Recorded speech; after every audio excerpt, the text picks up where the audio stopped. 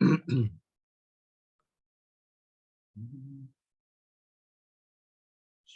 in.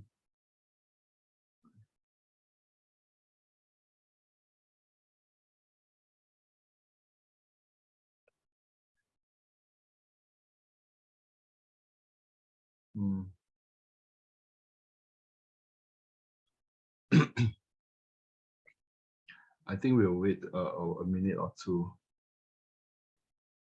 I see the numbers are increasing one at a time.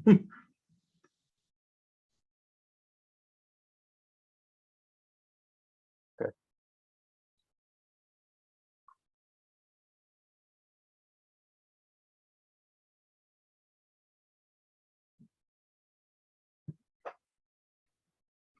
I think we should just begin, right? Because I think Kamshan might have a lot of. Yes, Harvey, I think we can start. Yeah. So thank you everyone for attending this afternoon's City Pioneer series, which is a webinar series that we target to young students of Singapore. So expert speakers from SUTD will present on a variety of topics relevant to cities and the urban environment. So today we are very, very happy to have Professor Yeo Kang Chua to talk to us about the intersections between architectural practice, conservation, and cultural history. So without further ado, I will pass the time to Prof. Yeo. And by the way, this session will be recorded. Yeah, thank you, Harvey. Thank you, Dr. Harvey Neo, for the nice introduction. I'm Yeo Kang Chua, and let me share my screen right now. Just give me a moment.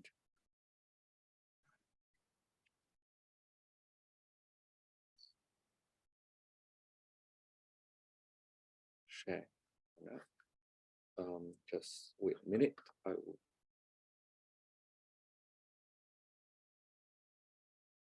Well, all right. So I hope everyone can see this. I have a couple of videos in my presentation. Hopefully that it will not be laggy. It'll be fine. If it's laggy, let me know. I'll try to see if I can adjust the settings accordingly. So once again, thank you, LKY Center of Innovative Cities, for inviting me to share my a little sharing on which I entitled Layers of Historic Understanding Architectural Conservation. So this is actually a very quick overview of what I want to talk about on architectural conservation. It's just to give a slice of what I do in SUTD and how we can contribute to save our heritage in Singapore. So let me show you a little quick video. Older buildings have a lot of stories. They have a lot of history. Who lived there? Who made this building? These are stories that need to be told. By restoring a building, we can bring this story to life.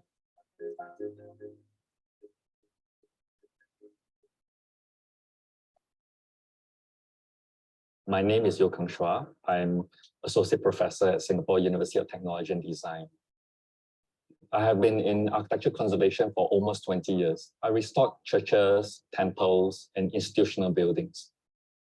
A restoration work is actually very exciting. It's about conserving our own identity and heritage. Buildings are with us for hundreds of years. Proper restoration and care will help to preserve the buildings and leave a part of history for future generations. The first step of restoration is to really understand the history of the building.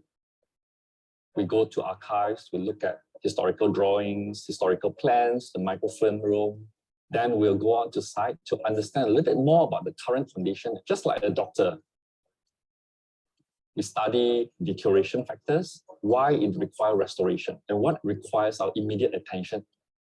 Once we have a fuller picture of the history and the existing condition of building, we can plan how we are going to carry out the actual restoration. For example, Swan Ling Monastery is a huge Buddhist monastery comprising of many different buildings. So the bell and drum tower is reconstructed in the 1960s in a style that's incompatible with the general architecture of Swan Ling Monastery. So we're trying to bring back the historic look The duration of restoration really depends on the scale of the restoration. Are we restoring the building in entirety, or are we restoring the building in parts? For example, the stained glass of San Andrew Cathedral will take about 1 year to finish. We took around 5 years to restore the Jackie Chan donation. Shuangling Monastery has been restoring their buildings for close to 30 years, and we are still not finished.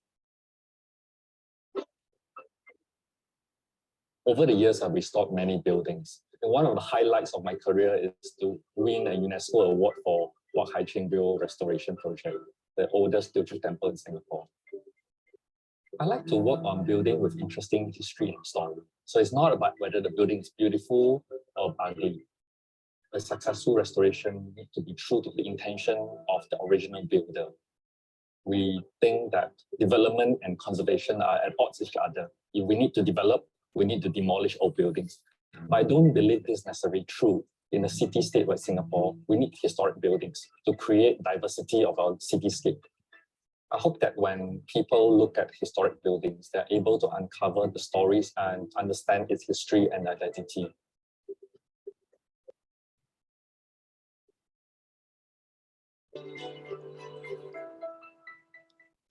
Oh, sorry. Older buildings have So that's a little short video of myself, and they give you a big sort of background. So what I want to mention is that for me, restoration is not a means to the end, but it's actually the process of restoration.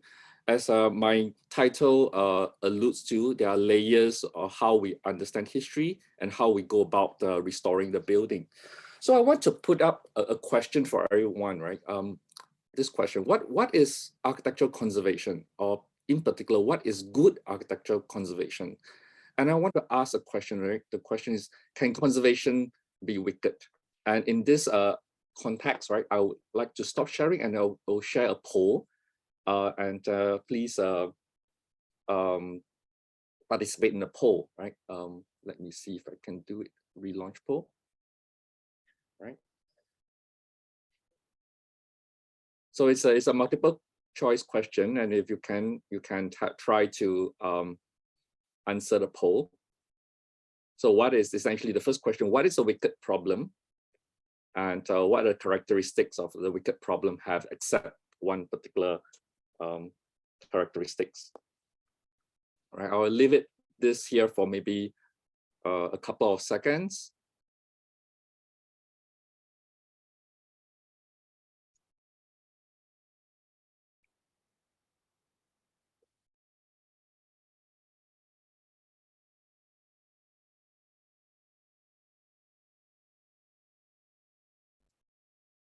Okay, let me share my screen again. Okay, so I will leave the poll running, and then we can come back later in the presentation. So what is conservation? Right? Here we can see there are two terms that we can use: conservation or preservation. In some countries, they are used interchangeably, but what I've highlighted in green, right, is a preservation or repair of archaeological, historical, cultural sites, artifacts. Or in terms of preservation, we can maintain things at the existing state. Or the last one is actually very interesting. It's talking about intangible qualities, right? Not so much about tangible like architecture, building form, but it's to maintain or keep alive a certain memory of a quality. So what is conservation? And here I have a lot more definitions, depending on where we find the definition from various international bodies and charters. But I've highlighted three different tags, three words, right? Transmission, future, and the present. And increasingly, I think the reason why we are saving heritage or saving architectural heritage or our built environment is because we want to present and transmit things from the present to the future, right? So as a title, right, I talk about layers of architectural understanding, right? And we can think of it like, you know, the kueh lapis that we know, right? In this region, we have different kind of lapis cakes, right? And different layers tell us different things, and it forms a very nice cake for us to enjoy. You have the complexities of understanding the different layers. So how do we look at it, right? We can actually look at it from the micro to the macro. We can actually start from even archaeological stratification. And here in this image, right, this is actually an archaeological site that was in the grounds of St. Andrew Cathedral.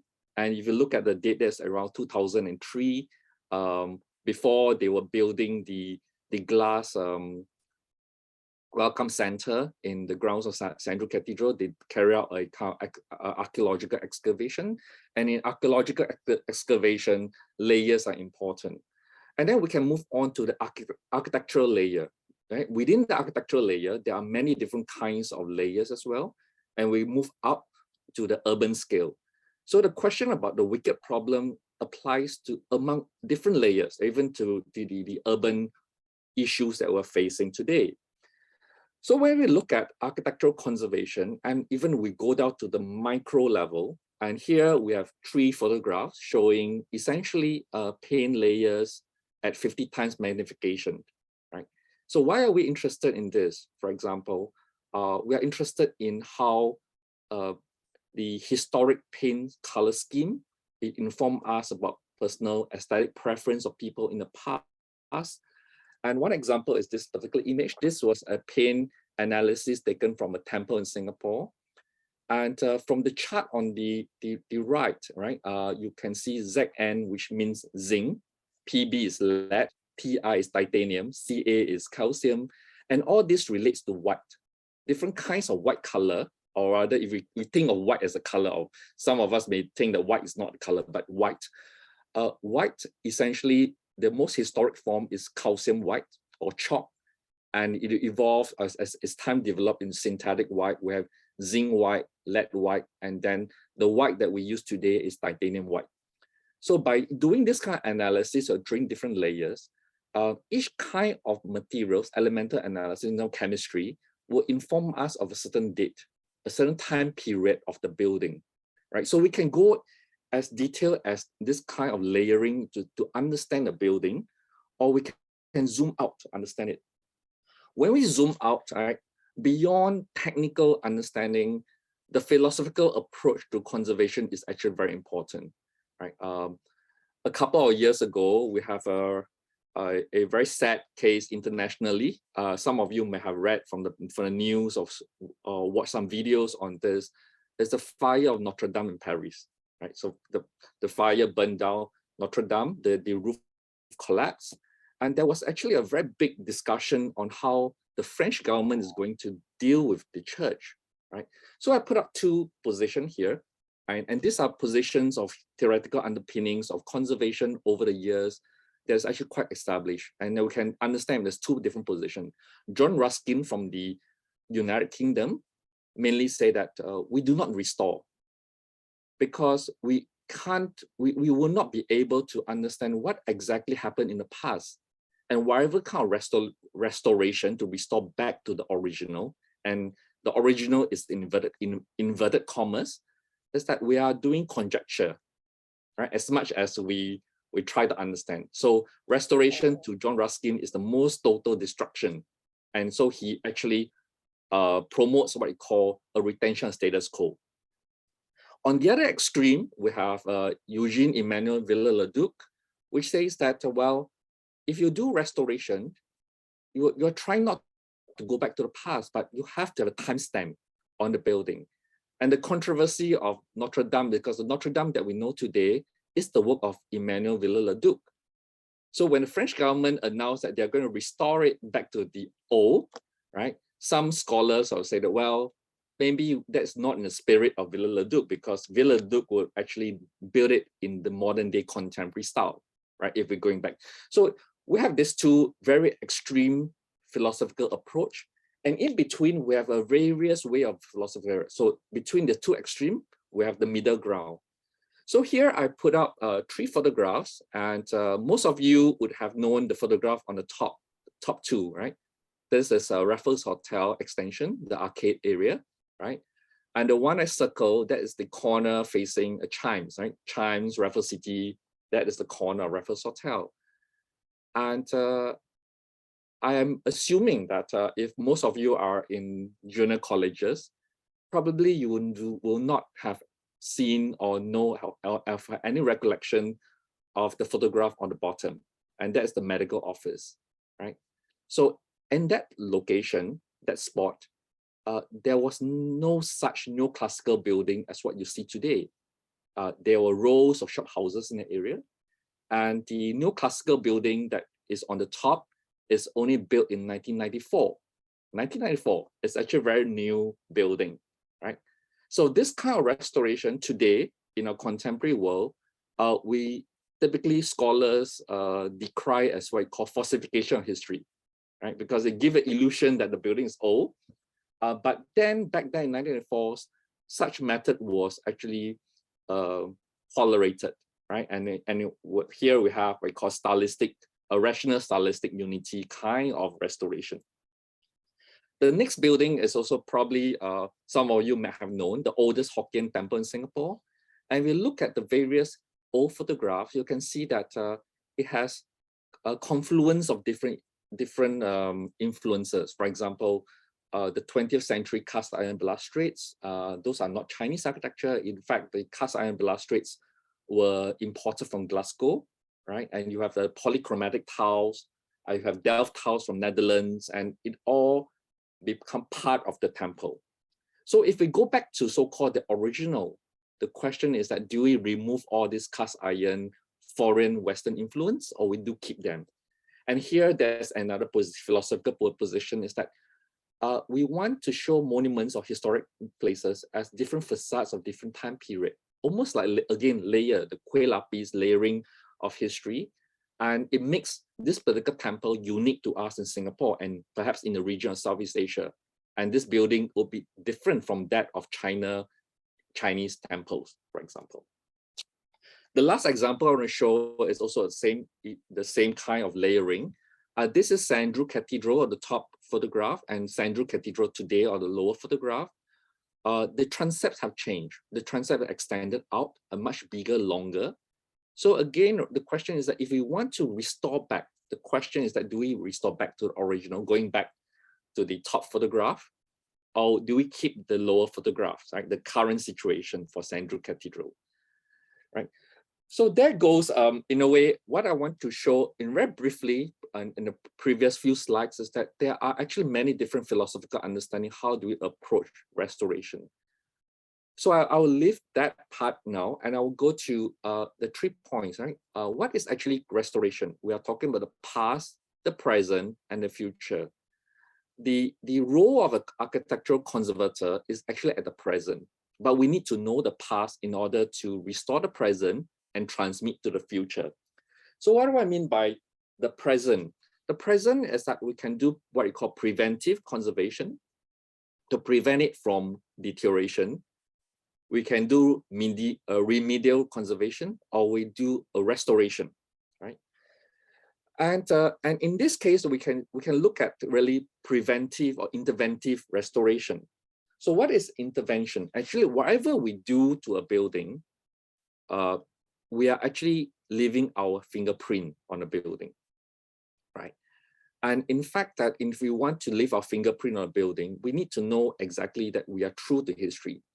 So first thing first, historical research is very important, like what you have seen in the video earlier. And we need to understand what is there in the past. And we can do all sorts of technical examinations, for example, pin layers research that I mentioned earlier. So I give you an example. This is the building which I work on. This is the oldest Teochew building in Singapore. The photograph on the left is the oldest existing photograph that we can find from the archives of this particular building.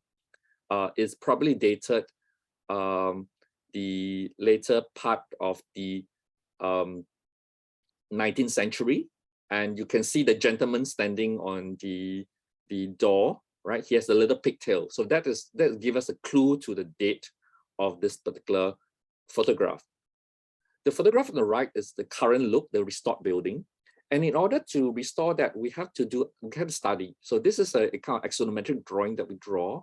We study different kind of deterioration, and we draw plans on how do we want to restore.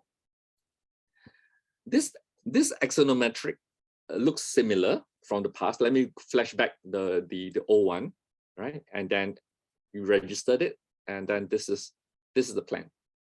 there isn't much of a change, except that they're minute restoration.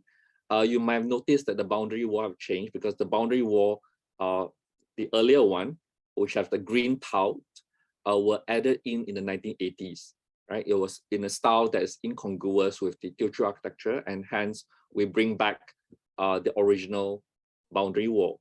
The rest are mainly architectural decoration restoration that we carried out. Oh, sorry. I will show you a video again, and this has got to do with documentation. Okay, let's look.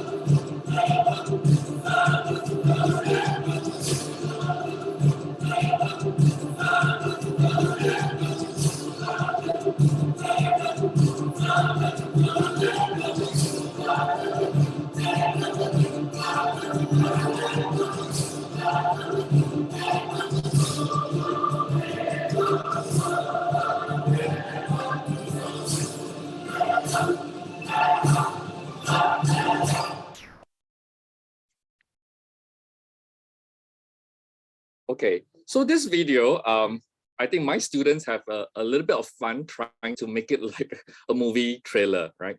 But then why do we have to do this, right? Essentially, it's not that savvy as a movie trailer. We're not doing that.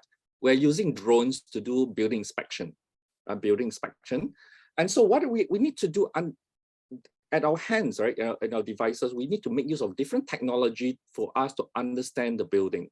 In the case of St. Andrew Cathedral, right, there is actually a very high building. To inspect it, we have to erect scaffolding, but scaffoldings are expensive. So we make use of drones, photography to go up to inspect the building. And the reason why the video was made, actually, we're interested in the lightning protection system. So imagine if you do not have a drone, you have to send someone to climb all the way up to the steeple, which is actually very high, right? So here, in this particular slide, there are 3 images of different kind of investigative techniques that we use. The image on the left, that is what we call resistograph. It's actually a drill bit, very small diameter. The drill bit has roughly around 2 mm diameter drill bit. The length of the drill bit is actually very long, it's a ½ meter. It drills into wood at regular velocity, and it detects the resistance of the wood. So suddenly, if the wood is soft, right, it registers the resistance we went down, and then we can understand the condition of wood. The 2 mm drill bit is important because once the drill bit is taken out, right, you don't really see the hole. And so it's considered a non-destructive test. The image on the lower right, that is an infrared photography. In this particular case, we are interested to discover some hidden murals on the white walls, right? It's painted over. So how do we know that there's something behind the white painting, right? We shine infrared light on the walls, and we use an infrared camera to try to do some infrared photography. So it's almost like imaginary, something similar to an X-ray, you X-ray the building, right?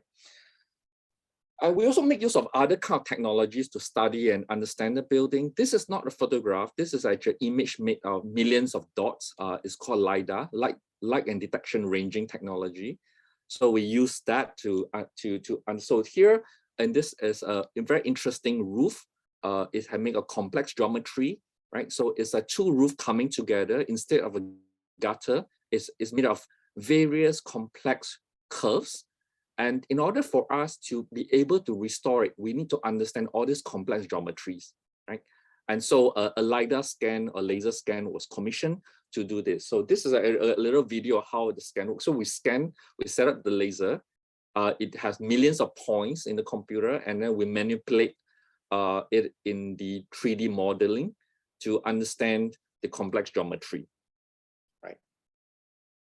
So you can see it. So with this scanning technology, we understand that scanning is the optics, right? So a data will be registered where the eye can see, right? If it's blocked by certain objects, you will not get a data point. So what we need to do is that we need to set up different angles to try to capture as much radius as possible for the data point, right? This is another technology that we use, similar to scanning. This is quite called digital photogrammetry, and you can take a look at how it's done. So this is actually a shop house along Nail Road that we were commissioned to do some study.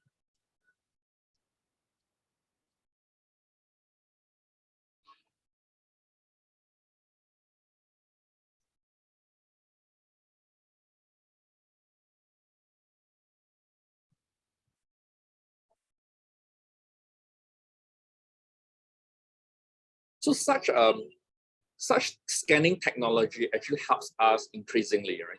In the past, maybe around 20 years ago, the way we document historic buildings is to really physically measure them and draw them as two-dimensional drawings.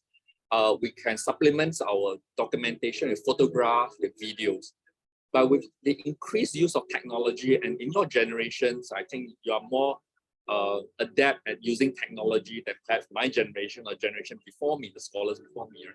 So this is one example that we can gather data, we can manipulate it in the computer for various reasons, to study them or for outreach purposes, like for example, in this particular video. Right? And we can just slice them to section, elevation, to understand the spatial quality of the building.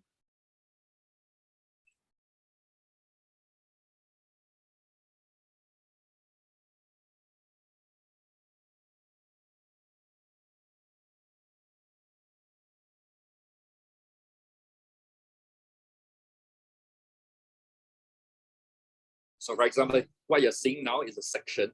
You can cut a section through the entire length of the shop house.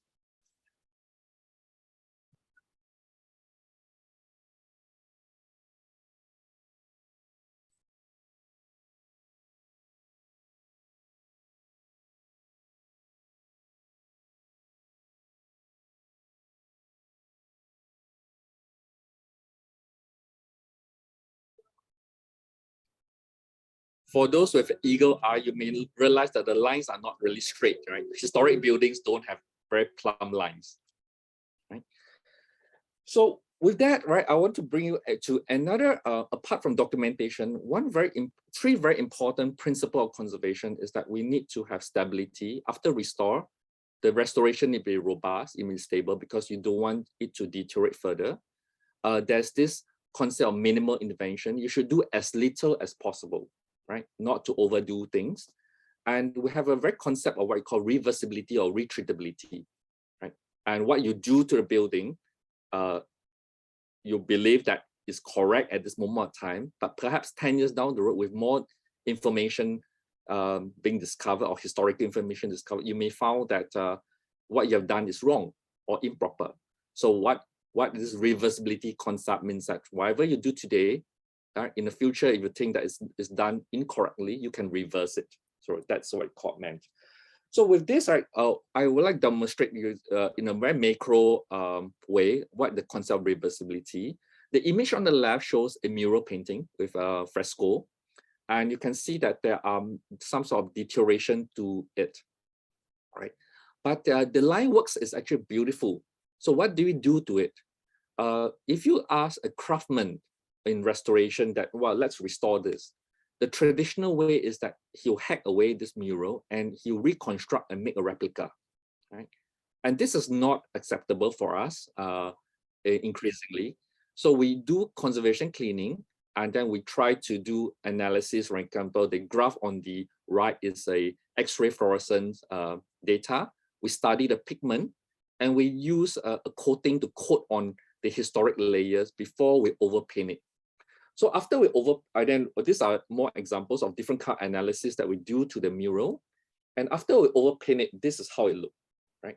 So the overpainting, it refreshes the fresco, but the historic layer is under the overpainting.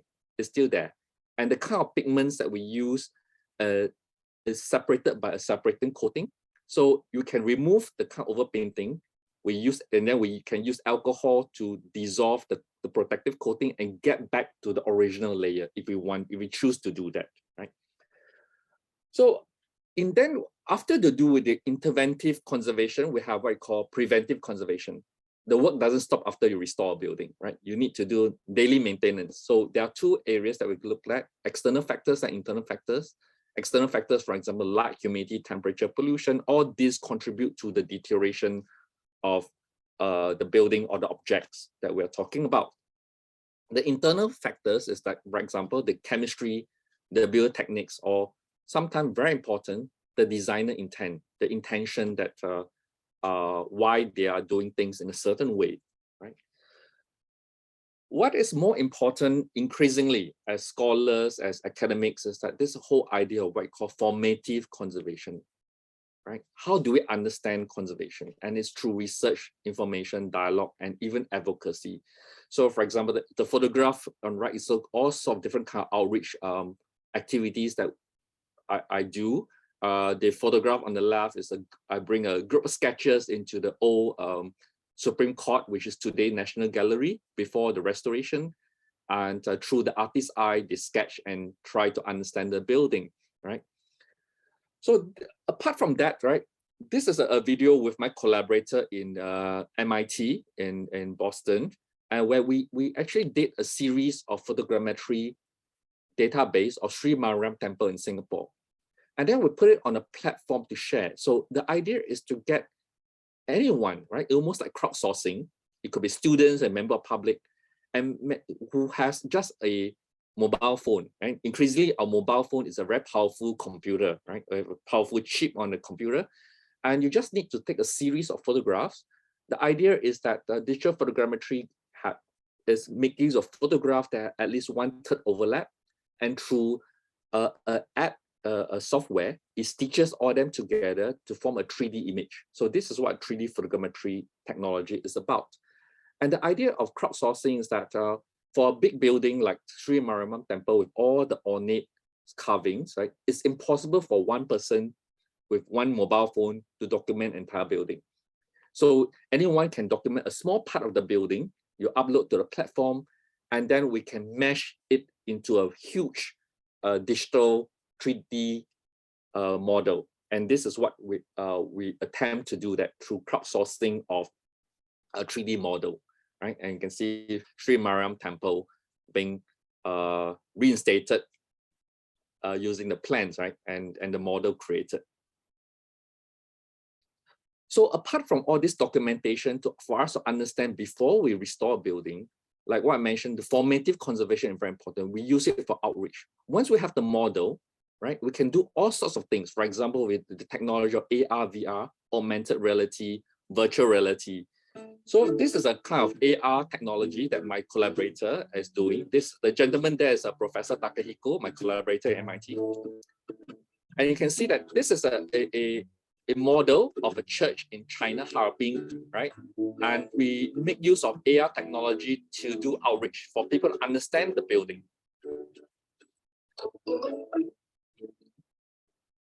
You can see that there's a QR code on the lower right, right? You can scan the QR code there, and it bring you to this website, and then you can download and you can play with this AR technology if you wish to. Right? So what the AR technology is doing is that, you know, it's almost like a Pokemon, right? You use your mobile phone, you take a photograph of the postcard, and then the 3D model will come up in your mobile phone. Right? And then what you can do section, elevation, review of the church building. So this is done on the gaming platform, and increasingly all these gaming platform and visualization tools can actually help us understand buildings better.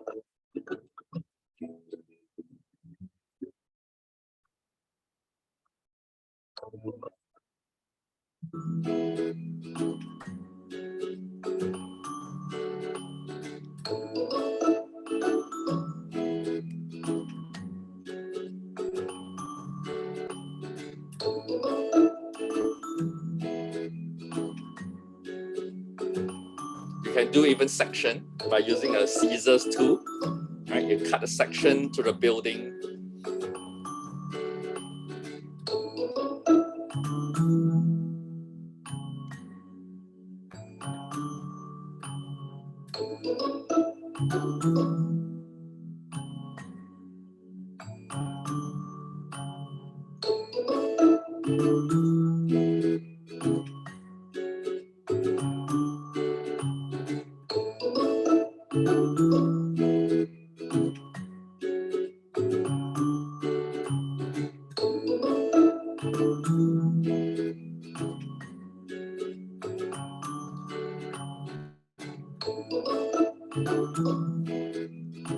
Okay, so if you're interested in playing this AR for yourself, you can try to scan the QR code there, and there'll be instruction for you to play around with this particular app, right?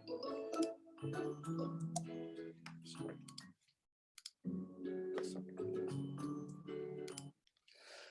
So while coming to a conclusion, I want to bring out this idea of conservation, right? We talk about preventive, interventive, and formative conservation. I will bring up the idea of meaning and material and context, right? And earlier on, I asked a question right from the start of the presentation: can conservation be a wicked problem, right? And how do we understand it, right? To me, materials is actually a tame problem. Building materials, right? Paint, timber, bricks, plaster, roof tiles, metal, glass. Right? We can go to science, material science, chemistry, to inform us about this material and the date, right? So it's a tame problem. It can be solved with technology. What is a wicked problem is the meaning. How do we form meanings with our heritage? What is our heritage? For example, the church that we have in Singapore, the temples that we have in Singapore, the mosques that we have in Singapore, are they the same throughout Southeast Asia? Are they the same with Northern Asia? Or are they the same with the European countries? So meaning changes depending on the context. And all these are what we call a wicked problem, right? So with this, I also want to try to understand, to encourage every one of you. There are actually many resources today given by a lot of institutions in Singapore for us to understand our history, right? So the National Archives of Singapore have digitized a lot of historical materials of Singapore. One Search is another search engine provided by the Heritage Board and the National Library Board for us to search on a lot of our history. And a very important source of information in Newspaper SG, right? Or which the National Library Board has digitized all the historic newspapers online, right? And with this kind of tools that we have, the data sets that we have, it's making easier for us, whether you're a member of public or you're researchers, to research back on the textual history of Singapore, right? In terms of material, you have to come to the site to do a material research. You harness technology to do documentation. And the most difficult thing is to what is the meaning of the site, which I shortly alludes to in the philosophical understanding of how do we approach a historic building, right? With that, that's the end of my short presentation. I'll be happy to take any question if you want. And let's return to the poll before I take question. Let me end the poll, right? So I'll share the results.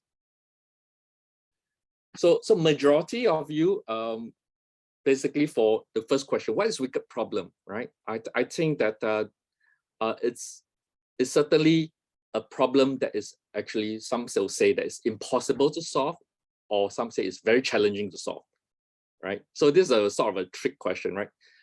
And a wicked problem sometimes can be easy to explain, but very difficult to understand, right?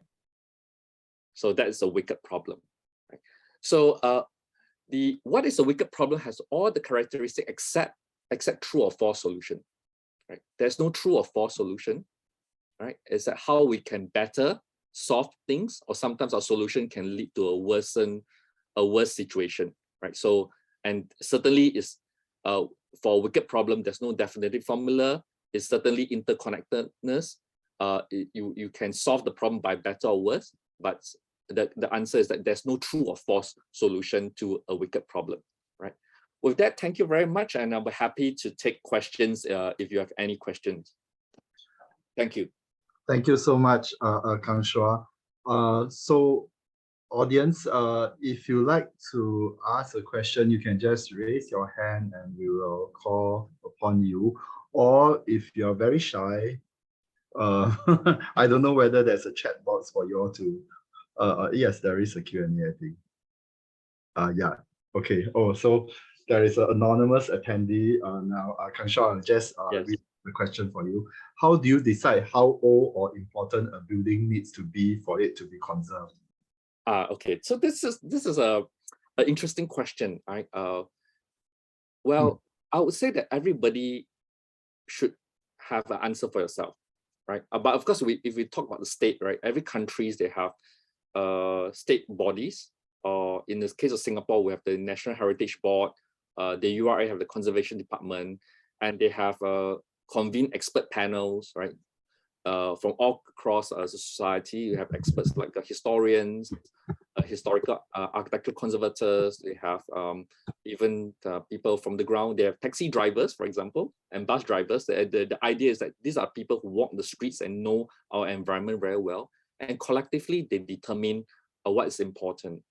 So I would say that what is important to you and me are different, but they're collectively important buildings or sites that need to be safeguarded, right? For example, the latest national monuments to be gazetted by the government is actually the Padang, right? Interestingly, for so many years, the Padang has not been safeguarded. It's only this particular year during National Day that the government gazetted Padang. I don't think anyone would disagree that Padang is important in the public consciousness of people in Singapore, right? It's a site, well, it has historical connotation with colonial masters, but certainly during the war, the Japanese actually surrendered to Allied forces in the city halls, and then the crowds gathered in Padang.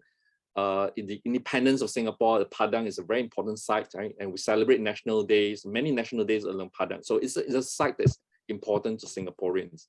So I would say that how do we decide? It's a collective action. If you feel very strongly about a particular site, you can actually write into the state authorities to suggest certain names. Thank you so much. Oh, there are more questions. Yes. What do you do when there are construction techniques which might have been lost to time? I wonder whether there are such a construction techniques. Yes. So, for example, if things are lost in time, right? We will try. We will not restore them because that will be what we call conjecture, right? And if it's lost in time, what we try to do is that we try to say conserve it so that it wouldn't deteriorate further, right? And will not pose a safety danger to people, right? The safety factor. So there are cases where it's not exactly lost to time, it's that it's lost in Singapore, but it's still alive elsewhere. In that case, it's much easier. We can actually go back to the country of origin to study the construction techniques. So for example, one example is if you visit the Jalan Toa Payoh Shuangling Monastery, the one in the video as well. Currently, we are trying to recreate the bell and drum tower using the Fuzhou style. In Singapore, there's no Fuzhou style building except for the monastery. The closest Fuzhou style architecture is in Penang, Jile Si in Penang. And of course, we can go back to Fuzhou, China, to study the construction techniques. So I hope that answered the question.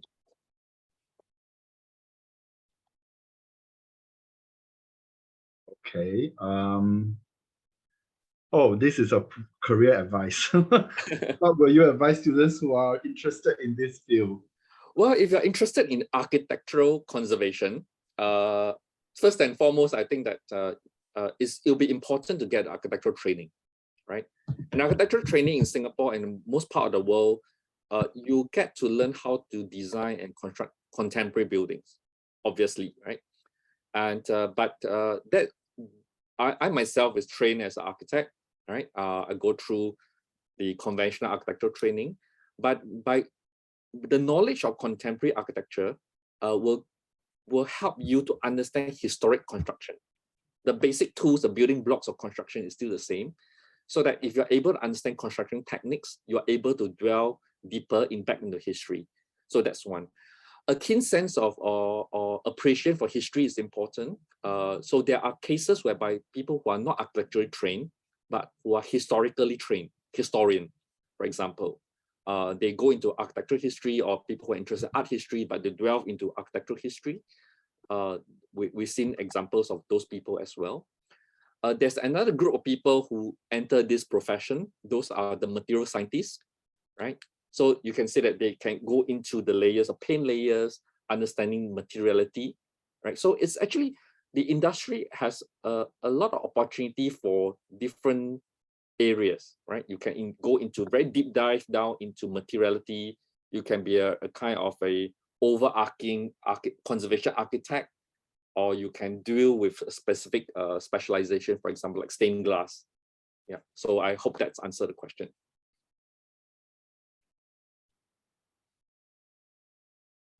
There is another question, which is on the Teochew Temple example that you highlighted.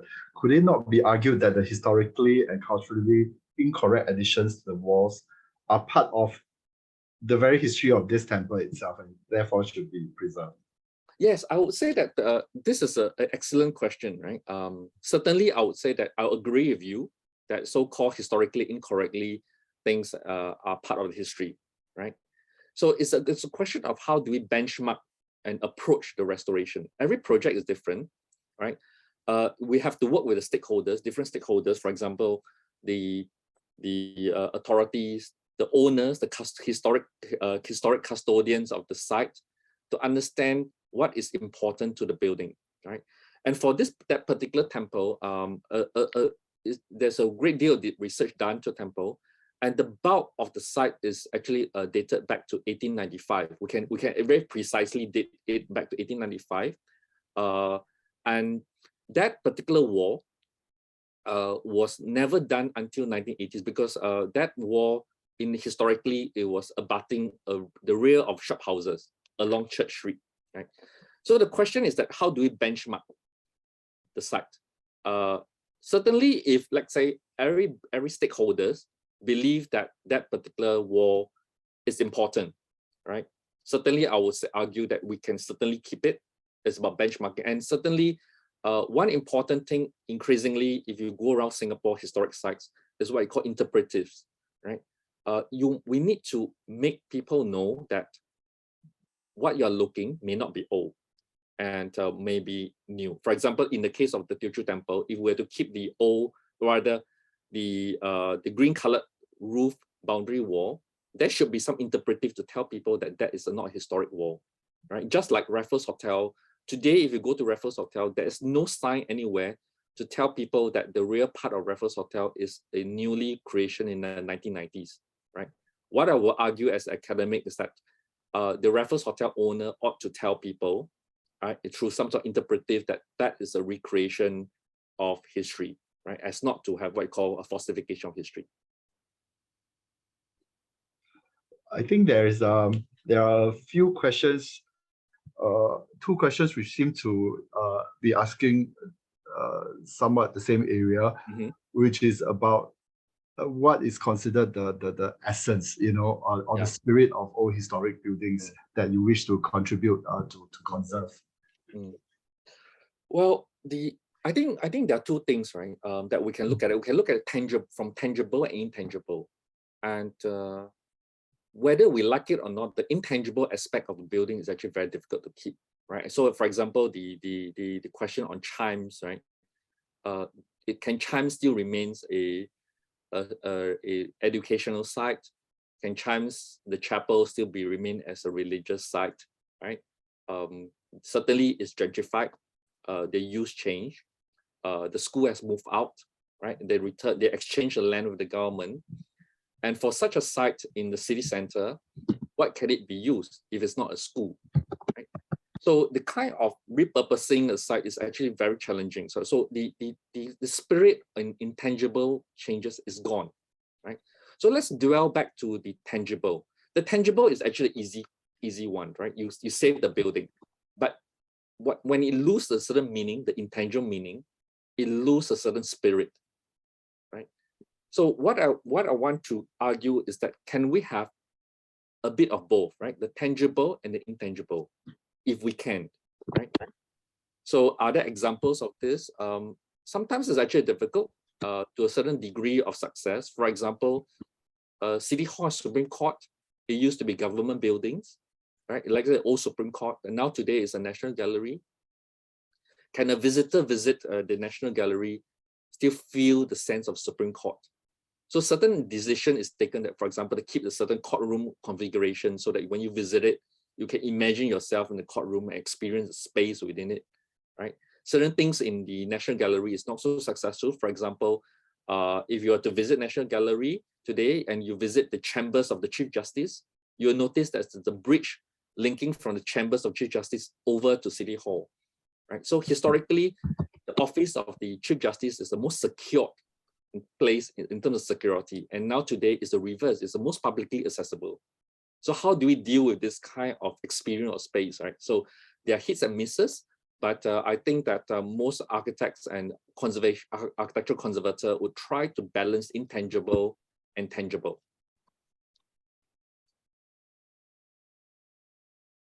Yeah. Yes. So I think we still have time for perhaps one more question. This is a practical question. Yeah. Some heritage buildings are repurposed, like Chimes. Mm-hmm. Is that a good way to make this building still useful? I'm not sure whether that is conserving the heritage per se. That would be my question as well, Kang Shua. What do you think about, conservation in this manner? And indeed, can we call this conservation?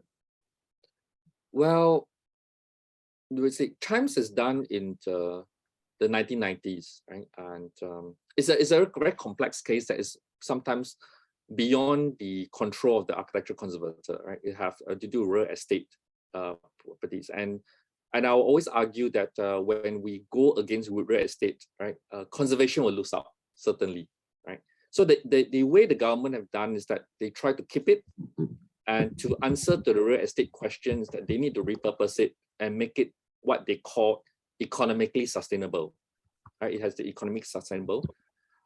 Whether Chimes have I think a lot of people have very strong views about Chimes because especially the old girls of the convent, right? They feel that Chimes should not have been a commercial place.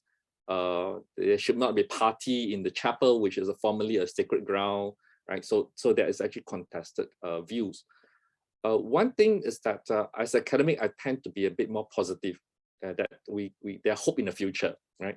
That current use may not be appropriate, but so long that the tangible is kept, right, we can actually change, if we have the opportunity to do so, the use of the site, right? So that's one example. So this use between usage intangible and tangible is always a struggle. We struggle with it all the time. So the only thing that we can only say that at least the building is safe, right? And through different policies and the government policy levers, we can influence usage. Oh, more and more questions. Yep. We have a very, very lively audience today. Making it too clean to model. Okay, I think this has been answered in the Chinese question. This is also, I guess, following up with the Chinese question. Mm-hmm. What do you think about situations in which the economic imperative might interfere or impede with the spirit of conservation? Well, I say that, well, I don't want to sound too negative, but the fact is that when real estate economic imperative come into play, it's actually very difficult to argue for preservation and conservation, especially in a city-state like Singapore, where land prices is so high. So when we uses economic imperative in, we lose out. So increasingly for advocacy, personally, I would prefer to argue not for conservation per se, but for sustainability. Right? But the end result is the end game is the same. We want to save the building, but for sustainability. So if you use a sustainability angle, right, it's actually easier to talk to people and to forego certain economic imperative, forego some, right? So one example is, for example, is that in the case of Golden Mile complex that was announced last year by Minister Desmond Lee that it'll be conserved. But the Golden Mile complex is a huge building, right? So for a developer to come in and to conserve it and to repurpose it, it costs them a lot of, you need a huge financial might to do that. But what is silent about that is that what happened to the tenants? The tenants don't seem to have any say, right? The current tenants are all the Thai eateries that people associate with Golden Mile complex today. Will the Thai eateries come back to Golden Mile? Frankly speaking, at this moment of time, I think it's a very bleak kind of situation. I don't think that the new development will allow them to come back, or at least if they come back, it will come back in a different way. The price range will be very different from today. So certainly we can expect certain kind of gentrification to that particular site, right? Perhaps we need a white knight developer to allow certain kind of current tenant to return to the particular site. Right? So this is a kind of situation that when we deal with economic imperative, is actually sometimes is a losing game. And if we argue for sustainability, we might have a better chance than to argue strictly from a heritage perspective.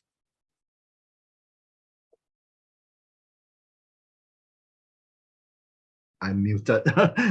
I think I will use my privilege as the moderator to ask one final question, and this has to do with the final question as well, which is, you know, how do we recreate authenticity in buildings? For instance, you know, the old buildings themselves might not have been very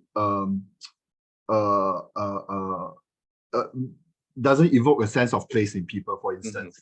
You know, so after conservation, would it not be worse? Or perhaps surprisingly, it became the building becomes more connected with the people. So the question of authenticity or spirit in this case, it seems a very important idea, but yet it's very hard to pin down. No? Yes, let me answer the question in two ways, right? A macro and a micro and macro way. The micro way is, let's look at the building per se. So I think one of the questions say that after restoration, it may look too clinical, too clean up, right? People don't like it. So I'll ask a question, right? We like the old stained wall look, right? But it's a paint. A paint is actually what we call sacrificial layer in terms of material conservation. It protects the material. The paint do deteriorate, right, over time. So the question is that when you know that it's a sacrificial material and to protect the underlying substrate, right? Will you not refresh it? That's the first question. And I think the answer for me is actually simple. I will refresh it, right? Because the aim is to protect the underlying substrate, right? And over time, it will have weathering effects, right? So it's about getting used to this kind of look and let the weathering takes effect on the building. There's another school of thought to say that, well, let's deliberately weather the building, right? To create the age look, right? So there are many different schools of thought. There's no right or wrong answer, just like a wicked problem. If it's based on aesthetics, that people are more keen to have a certain affinity to an age look, we can do accelerated aging to the finishes, right? Personally, I subscribe to the philosophy that let's let time and weathering do its job rather than to accelerate weathering. on a macro level, I think what's important is for people to form connections to the site, right? So for example, for many years, for example, in China, in Beijing, Forbidden City, I think there is a controversy that there was one point in time there's a Starbucks within Forbidden City, right? So, or for example, let's say, do we allow Starbucks in historic sites? Do we allow fast food outlet in historic sites? Right? My take, I'm more on the side that why not, right? We need to create reasons and excuses, inverted commas, for people of different demographics to visit a site. And increasingly, I think it's important to engage with the young, right? If the young want certain kind of services, let's provide them in the historic site so that it creates reason for them to visit this site and form meanings for themselves, right? So one of the historical error that Singapore made, and our URA has acknowledged that, is that for some time, they remove schools from the city center, they remove homes from the city center out to the outside the city, right, and reserve the city for commercial commercial users, right, and it removed a whole living experience, live experience in the site. So people don't really go down to city unless you have a business to do there, and you realize that even for Chinese New Year or major festivity, there's no need for you to visit Chinatown or Create RA to buy certain goods because you can buy in the heartland stores, right? So you have lesser and lesser opportunities to visit a site, and it actually depletes a certain people affinity to the area.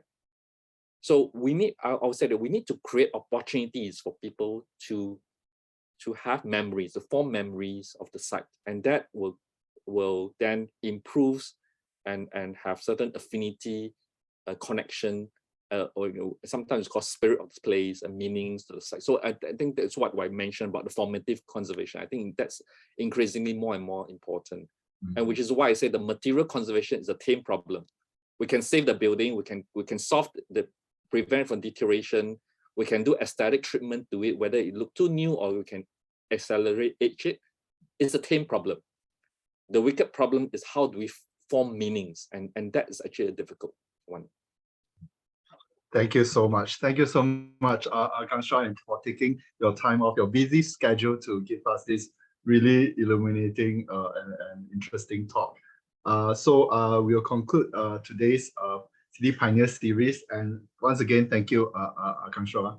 Yeah, thank you very much, and I hope that you keep interested and visit all the sites in Singapore. If you have not visited the historic sites, I'll encourage everyone to visit it and form memories for yourself. Right? Whether you like it or don't is fine, because at least a site elicits a certain response to you. Right? Thank you. Thank you so much. Okay. Goodbye. Bye. Thank you so much, Prof. Juang. Thank you. Okay.